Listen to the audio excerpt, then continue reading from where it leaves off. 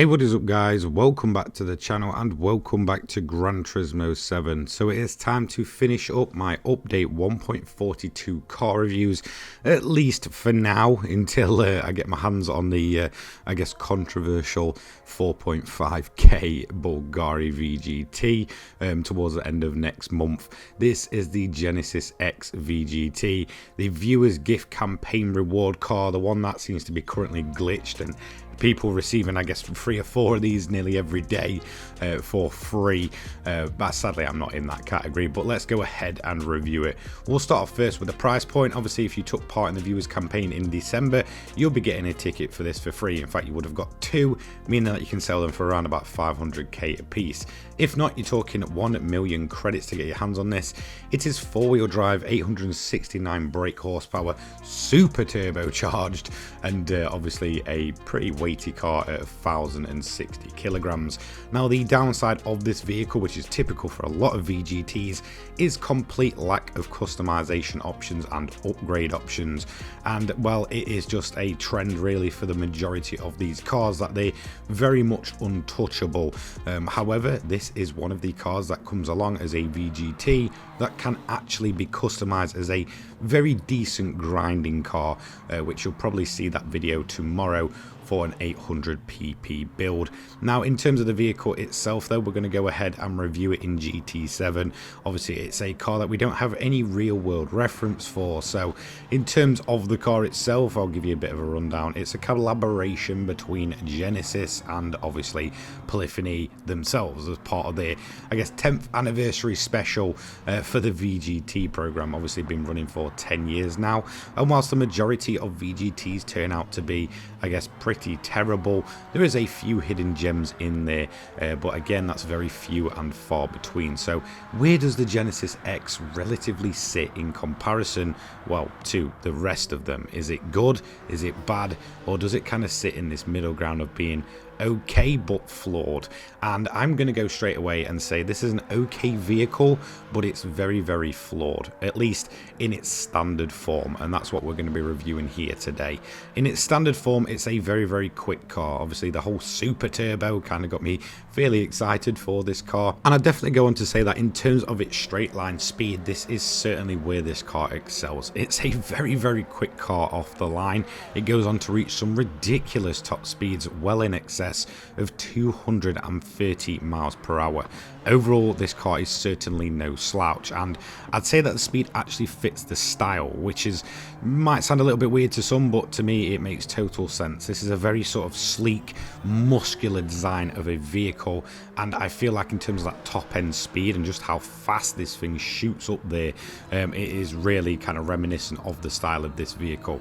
Now, for me, when I first saw this get unveiled and it had the whole racetrack in the background in the teaser, I was expecting something that could certainly be turned into a group car, and I don't really think that's the case now I've kind of tested this thing. I think it will definitely stay as only a road going VGT, which is a shame, to be totally honest. As much as I dislike the majority of the VGT group cars, I still think they are decent additions, and it does bolster those very outdated groups at the moment. I think if you're going to go for a VGT program and bring these fantasy cars in, at least kind of expand them to be more than just a road car or a car that has very limited use. And that's what I'll be totally honest about. In terms of a lot of these VGTs, they are almost useless outside of a handful of racers. Don't get me wrong, they're quick, but to be honest, the majority of them you'll be spending no more than 5 minutes with. Thankfully for the Genesis VGT, this isn't the case. Like I said, tomorrow I will be releasing a build on this car. This car is actually a very good grinding vehicle, something that I didn't think I'd be saying for this car. Funnily enough, although it's extremely quick, feels extremely bulky and heavy, when you've got the right compound of tire on this thing is also very fuel efficient to go alongside that, meaning that it can make a decent long range car. It is much more than just a typical road car. You'll use it for a couple of minutes, you'll use it in a time trial, and then never touch it again. If you wanted to, and you want to kind of do what I've done with mine, you can make these extremely good for grinding 800 pp races, especially Sardinia. When it comes to Spa, it's a little bit different. I mean, for me personally, I prefer to use race cars solely at the Spa 1 hour whatever, but certainly in terms of Sardinia, if you want to use this vehicle for grinding, then it is perhaps one of the stronger cars we've seen in a very, very long time there. So it isn't completely useless like a lot of them. In fact, it goes on to be much more useful than 95% of the other VGTs. However, when it comes to a performance downside of this vehicle, it is mainly the compound of tyres that Polyphony runs this thing on. If you've taken part in the Monza time trial using this car, you will know you have to drive it in a very bizarre fashion, and it's the exact same way I've had to drive it around the Nordschleife for this review. The road tyres on this car just do not suit it. That super turbo, a ton of power, ton of acceleration, just makes this car want to spin up those wheels constantly.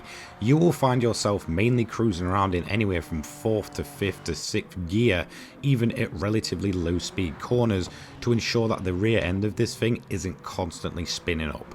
Now don't get me wrong, this is able to be sort of bypassed with racing tyres, which I will be totally honest, feel like they suit the car much more than the road going tyres. I think that's, you know, needless to say, it's obvious at this point considering just how much horsepower this thing's throwing through itself, but definitely is a, you know, downside is the fact that the compound of tyres, anything really below racing tyres, just do not suit this car. It's too powerful, it's too fast, and it will just want to spin them up constantly, meaning that you are constantly going to be running those high gears, which kind of take away from the whole, I guess, blast of power that you'd want to get and the whole roar of the engine as it leaps out, you know, of the corners and such. So that is a downside of the performance, but overall, like I said, couple that with that insanely high top speed, and on some of the fastest tracks in the game, this thing is definitely going to be able to hold its own and exceed many other cars in game.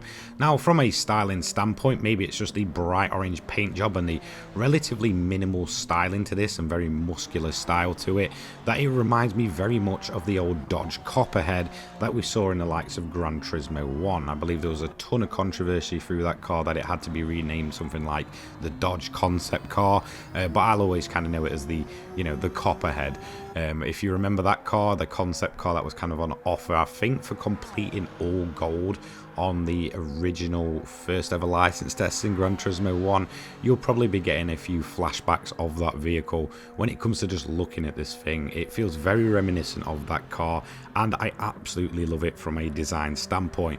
Don't get me wrong, the front of this thing is quite gopping, almost looking like a weird kind of face painted on the front, but that rear end and just the overall shape and design, it is a very, very pleasant car to look at. It's certainly not ugly, and definitely one of the better designs I've seen in terms of VGT cars in recent times. So I would go as far to say that this car actually doesn't suck. It's not completely terrible, and it really can hold its own in terms of grinding events and that insanely high top speed. It just requires a little bit of a workaround. However, in its standard form, it still does have the downside of those compound of tyres, meaning that it falls into our 800 pp category and comes second, only just beating the likes of a Toyota Supra GT 500 with a lot lower top speed, same with the Nissan Skyline GTR GT 500, and also getting slapped by the Suzuki V6 Scudo Pikes Peak, which, if you'll know, suffers from major turbo lag.